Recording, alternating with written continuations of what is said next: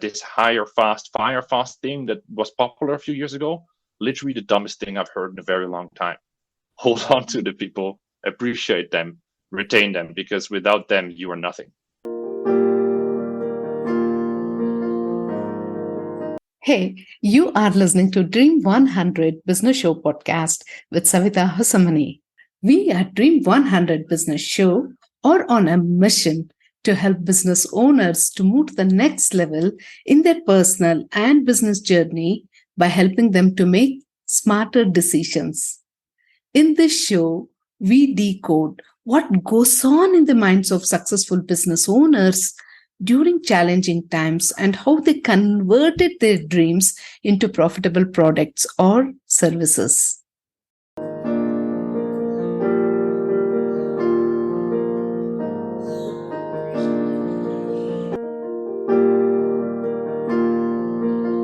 A warm welcome to Dream 100 Business Show.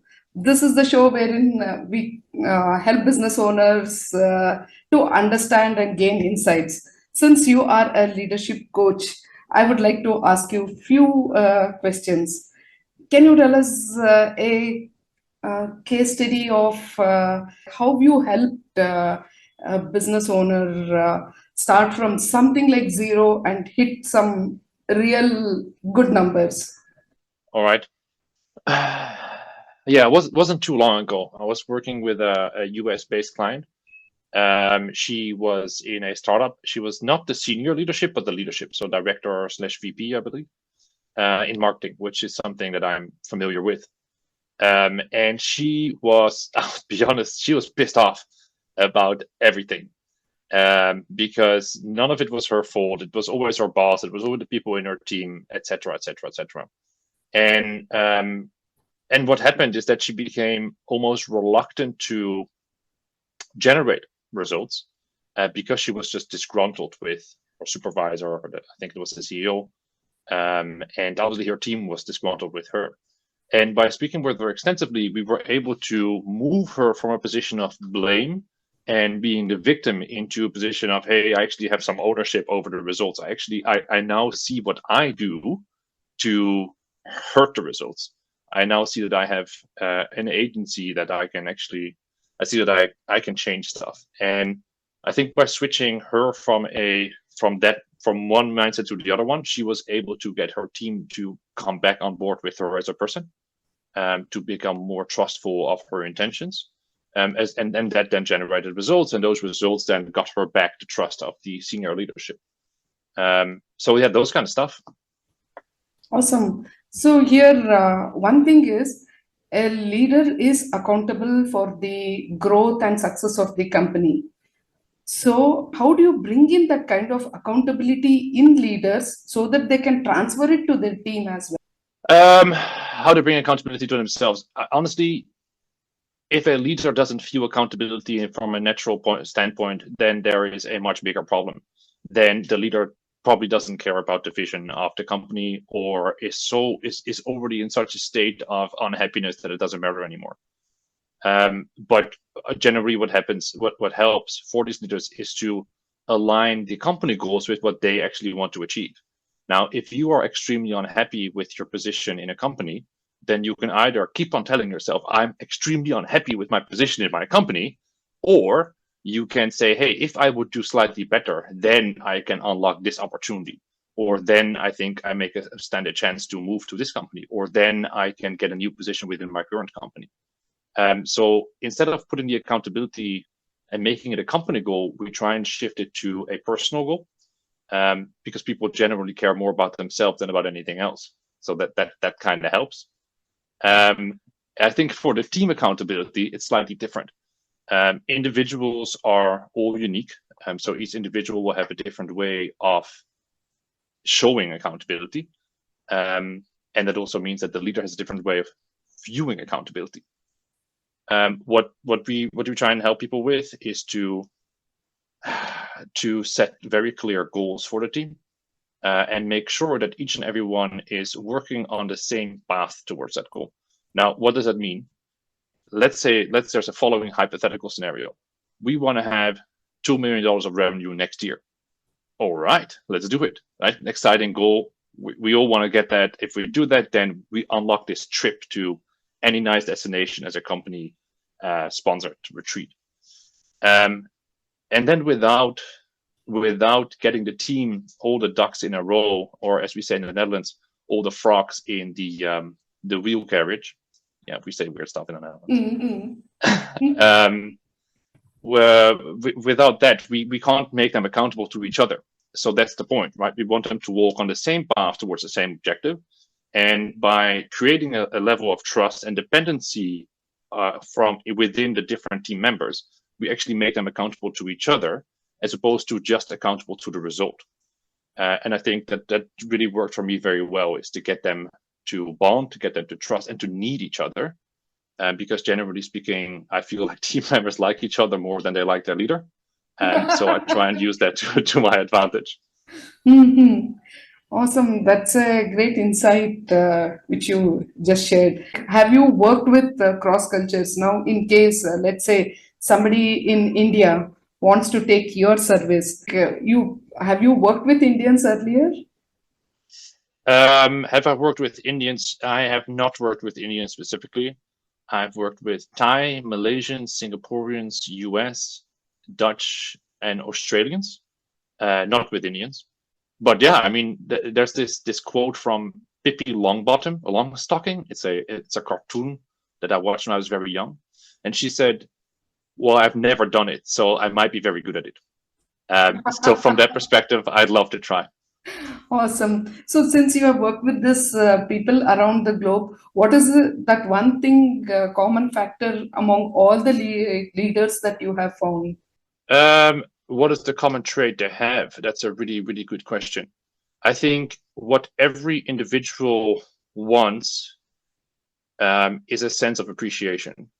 And it's either they give that themselves or they crave it from someone else. It's like the internal and the external validation part. And that doesn't mean that external is not worse than internal or in any way.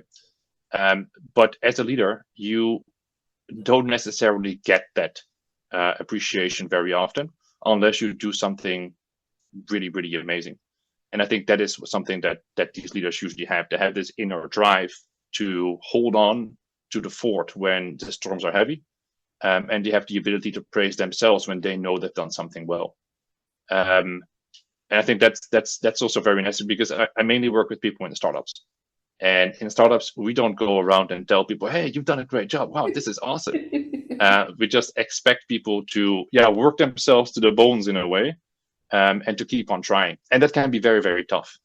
But having that sense of internal validation, that I see that generally work for leaders in this industry. Yeah. Mm-hmm. Awesome. So, what is your advice to all startup leaders? Because we have a lot of startups in India. So, since you have worked with a lot of startups, what is that one advice which you think will be valid for every startup owner? Well, call me, first of all. That's a no-brainer. I think the other part is we always think there's a few things we can do at a later time. We're going to look into branding later. It's not necessary now. But also, we're not doing learning and development at this moment, because people, they need to be vision driven. Otherwise, I don't want them in the first place. And that's a big mistake. The people who join you at the early stage are going to be the people that could drive you to the IPO at a later stage. And you need to hold on to them at all costs, because they're more than just people who know the business. They're people who are the advocates of culture. They're the people who are going to be the agents of change whenever you need to get something done. So whatever you do, make sure you retain the people. This hire fast, fire fast thing that was popular a few years ago, literally the dumbest thing I've heard in a very long time. Hold on to the people, appreciate them, retain them, because without them, you are nothing. So, one last question. How will you know how long to hold on and how to let go? Because a person or a team member might not be a performing member, or even a business owner might not be hitting the right kind of results. So, how long do you think a person should feel that, okay, this is it, I need to give up, or one last push, I never know, I might hit the ceiling? Yeah. Well, there's this. I listened to this podcast a long time ago, and it was about the Peters principle. And the Peters principle means that you will be promoted throughout your entire life until this one time that you hit your ceiling, and that's when you get fired. It's a very dramatic look at it. So if somebody does well, obviously they keep on moving in, but at some point people will have hit their ceiling. And there is a difference between the ceiling they hit and what you can stretch them to become. If you feel like you as a business owner or you as a team lead have been stretching yourself above and beyond to get somebody to the next level, and you feel that either you are not a great leader or the person has just hit his max. And that's fine. Then you don't need to fire it. Then you just don't need to promote it and put it in a position where you know that person will be stably driving growth for that company in that department or on that specific aspect. Then you don't need to invest any more resources in L&D. Awesome. So what is that one great trait in you as a leader which you have found out for yourself? Well, this is a funny story. I worked in Bangkok for a while, and when I worked there, I wasn't as fun and as joyful as I am nowadays. In fact, I would say I wasn't that friendly at all. I was very much of an authoritarian leader. And what happened one day is I was in the office earlier than everybody else because I used to go to the gym and then to the office, and it's Bangkok, so it was freaking hot. So I would switch on the AC at like 18 degrees, 5 bars, full strength. And then it's cooled down. I think after a week or so, I started noticing that the people in my team were wearing scarves and big sweaters, and they were sneezing, etc. And I was like, I am also freezing, right? I would go out during a lunch break to buy a sweater because I was cold, man. What I realized is that my team was afraid to touch the button on the AC because the boss said so that it had to be like this, to the extent where they got sick themselves. Now that made me a little bit sick about myself. I think that's what I really learned: the ability to observe the non-verbal cues, the ability to adapt to different people and understand the perspectives that are coming from, as opposed to seeing everything through my lens, through my view. It just took me some time, but yeah, I think that's something that I've really learned throughout all of my experiences. Great. So you have learned through your experiences and you are walking the talk now. It's great to see joyful leaders. I think that is the energy that as a leader one has to exhibit, because that is there the vibe catches on, and from there people start Absolutely changing. So yeah, any absolutely. thoughts on that? As a leader, you need to walk the talk. It's exactly what you say, right? If we say we expect people to work hard, then you can't go around laying in your pool drinking your margarita at 3 p.m. Then you have to walk the talk. And unfortunately, right, people respond to the energy you carry. And if you're in a bad mood, then your team will shut down, be afraid to share whatever they have to share with you, be afraid to give you bad news. It is literally your energy that determines the input, that determines their output. The way I carry myself around the team makes them carry that same way around the team. And that is, I think, a very important thing. Be yourself, be joyful, be open, and be friendly, because people will F up. That just happens. But so will you. So that's just a fact. So let's accept it that people make mistakes and embrace them and learn from them, and stay optimistic because we got the learning from it, so that we can move on to a next stage in which we will again make a mistake, just not that one, because we already made it and we learned from it.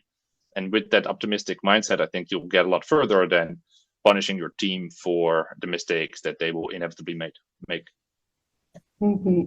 Super insight. Well, Lex, thank you so much for all your wonderful insights and sharing. We will just air this episode. Like, as I said, this was totally impromptu. Neither I had thought about anything. Just like that, it was a conversation. So we will go ahead with this. And then let's see if people have questions. And if they come back, we will do a second episode based on the questions people want to know from you, like what are the right answers.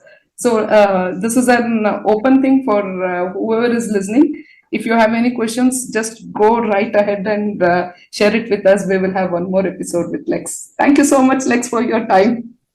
Thank you so much. It was very fun.